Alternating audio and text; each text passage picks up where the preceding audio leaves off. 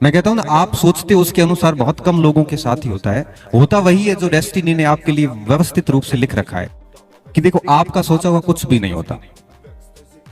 आप कितने भी दिमाग में प्लान बना लो शानदार वाले, ये कर लूंगा वो कर लूंगा, देखो मैं यहां पे जाके नियतिवादी हो जाता हूं। मैं डेस्टिनी को बहुत मानता हूं कि नियति ने जो आपके लिए तय किया वो बड़ा शानदार तय किया है। बस भरोसा इस बात पे रखना है कि हमें हमारी जो कर्तव्य निष्ठा है, हमारी जो पढ़ाई है, हमारी जो अभी इस समय हमारी जो ड्यूटी बनती है, उसके साथ हमें कोई छेड़छाड़ नहीं करनी है। मेहनत कंटिन्यू करते रहना है। बाकी नियति ने आपके लिए बढ़िया व्यवस्था कर रखी है, इस बात में मैं बहुत विश्वास करता हूं। मैं ग्रेजुएशन के जब फाइनल ईयर में था, ठीक ठीक इस तरह बना लिया था उस समय, और एक जॉब में सिलेक्शन होता है। फाइनल ईयर की बात है, 2009 की बात है। उस समय सपना बुना कि हम सिविल सर्विसेज की तैयारी करेंगे, सेना में जाएंगे। इन दोनों में से किसी एक को जरूर चुनेंगे, या तो वर्दी पहनेंगे या प्रशासनिक अधिकारी बनेंगे। और नियति ने कुछ और तय कर रखा था। मैं कहता हूं ना, आप सोचते हो उसके अनुसार बहुत कम लोगों के साथ ही होता है। होता वही है जो डेस्टिनी ने आपके लिए व्यवस्थित रूप से लिख रखा है। आप कहां जाने वाले हो आपको नहीं पता।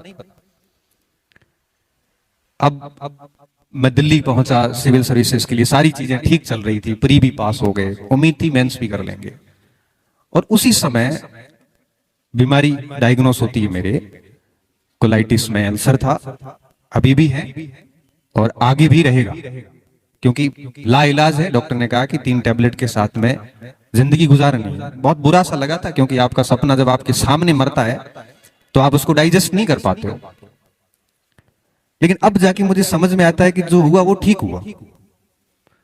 अगर वो चीजें उस समय, बीमारी की स्थितियां नहीं पैदा होती, तो निश्चित तौर पे मैं आज न तो इस जगह खड़ा होता, ना मुझे इतने बच्चों का प्रेम मिल रहा होता।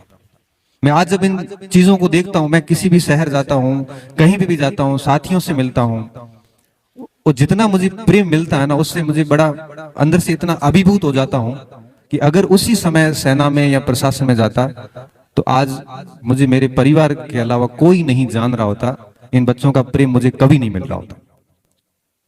तो नियति ने क्या तय किया? नियति ने शिक्षा